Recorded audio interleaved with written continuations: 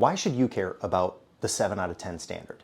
Well, the reason is, and it's very simple when you look at the board, you've got your mental, your fitness, nutrition, relationships, and sleep pillars. Those are the pillars that effectively make up your life.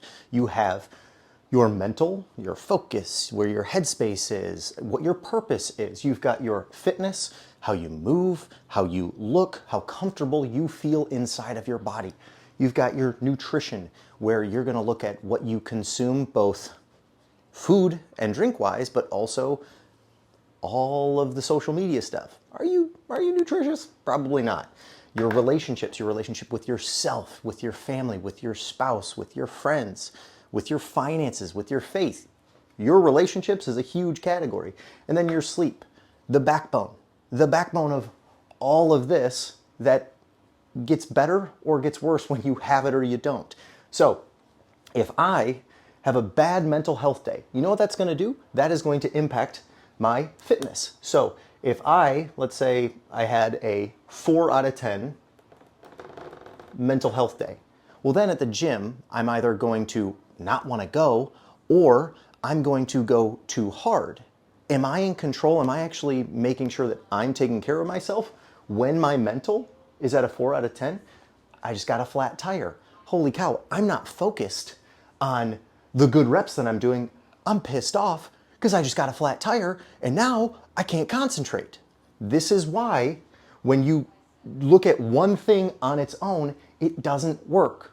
It might work for a little time, but that's putting a Band-Aid on a broken wall. That's not actually fixing the wall. This is how you fix your wall. This is how you get a foundation.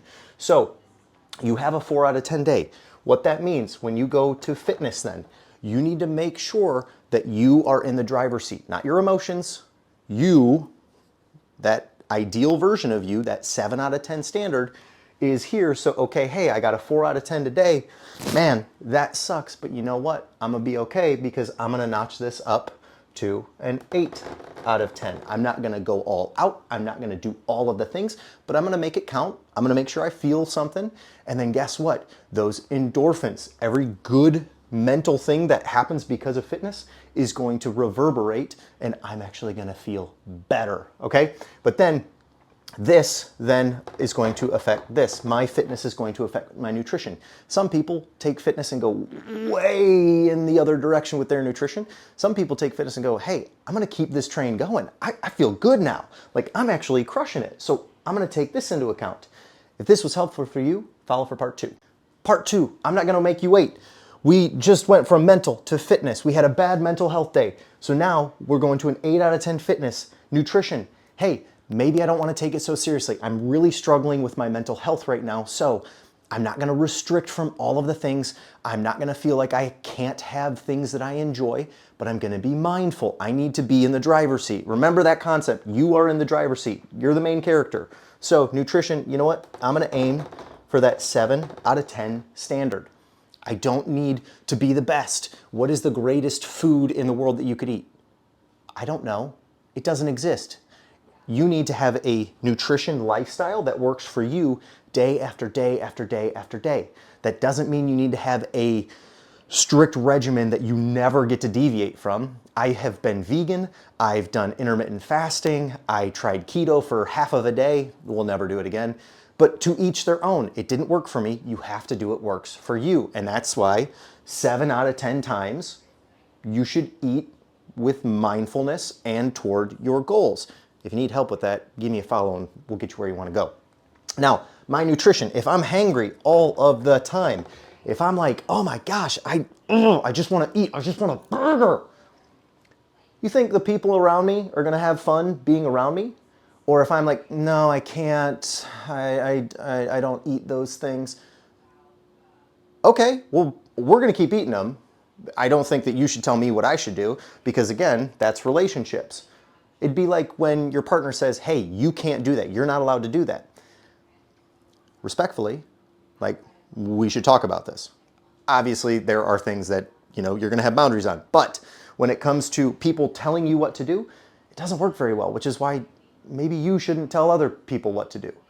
Me, I guess I'm kind of doing that, but I'm giving you a framework to build it around. And so within our 7 out of 10 standard and the 5 pillars of health, we need to make sure that these relationships are not always affected and impacted by everything else. You are in the driver's seat. Not only do you need to set boundaries with other people, you need to set boundaries with yourself when it comes to your relationship with food, your relationship with fitness, your relationship with your mental health, and your relationship with your sleep.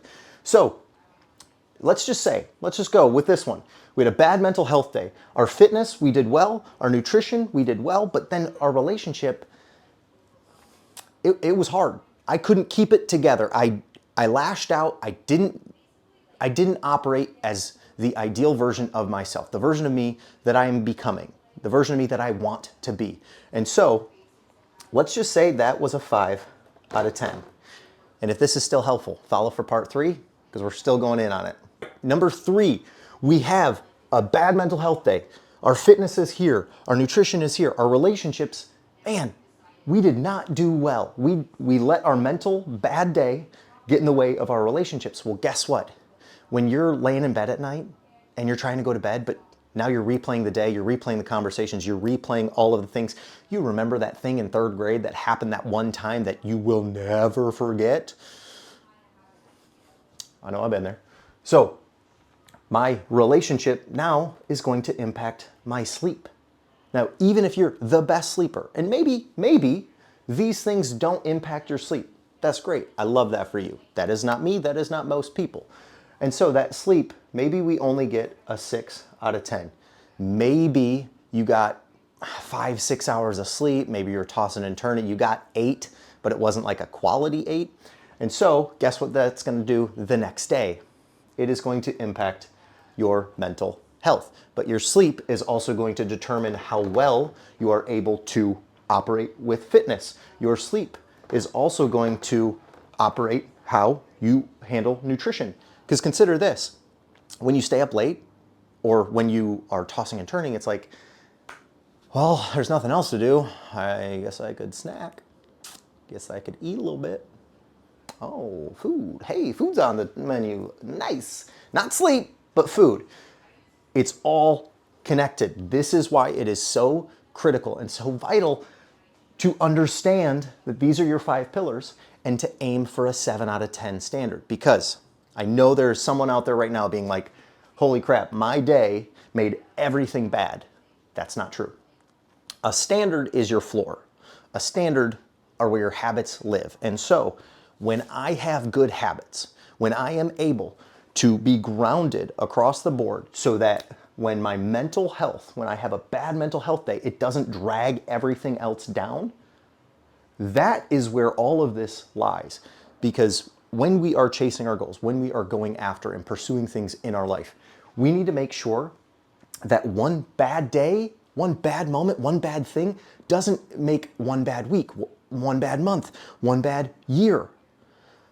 Every day you are given the opportunity to set a new standard. For me, for my clients, for the way that I like to live my life, because I don't like to be rigid and strict and, oh, you have to do it this way.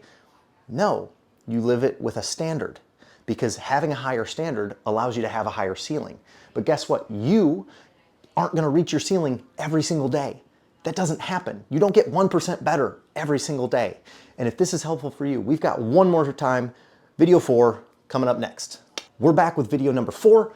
We are talking about our 7 out of 10 standard and how we can better stay in the driver's seat of our lives so that when one thing goes bad, it doesn't erase everything else good in the day. And so we just talked about having a bad mental health day.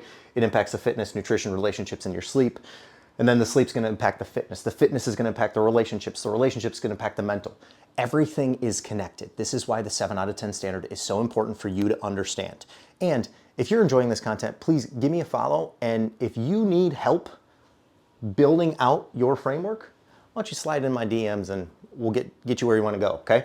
So my relationships, if I'm having a good relationship, so let's say I'm super active, I really like hiking, I'm probably going to align myself with other people who live a more active lifestyle. It doesn't mean that people who don't do that are bad. It just means we're different. The same people that you grew up with might not be the same people that you continue to grow up with. In the same way that when we meet new people, it's like, whoa, you actually get it? Like, we're on the same page. What's up? Like, you want to be friends? You want to be friends? So that relationship is then going to affect the mental. You see how excited I got, right? When somebody sees me, hears me, understands me, oh my gosh. It's like, yes, thank you. Thank you. But when they don't, well, it's not exciting. That's not engaging. But that doesn't mean that you need to be changing for everybody else. What you need to do is have that boundary within your relationship and to have security in yourself. Be like, no, I'm doing what's best for me. I'm doing what's best for me with my nutrition. I'm doing what's best for me, fitness, mental, for my sleep, for my relationships. It doesn't mean that you can only go to a 7 out of 10. What it means is if this is at a 7 out of 10, this is at a 7 out of 10, daily, consistently, if I am actively making sure that I am hitting a 7 out of 10, not only will my results last for longer, because they will last for longer, because it's a lifestyle, they will happen faster, because I'm not stressing as much, I'm able to live more. When you are going after a goal, yes, you want to get fit, you want to like start getting some guns, like let's go. Sure, crank this dial up, go up to a 9 here, but do not abandon yourself like you've done in the past. Do not abandon yourself on the road to your goals.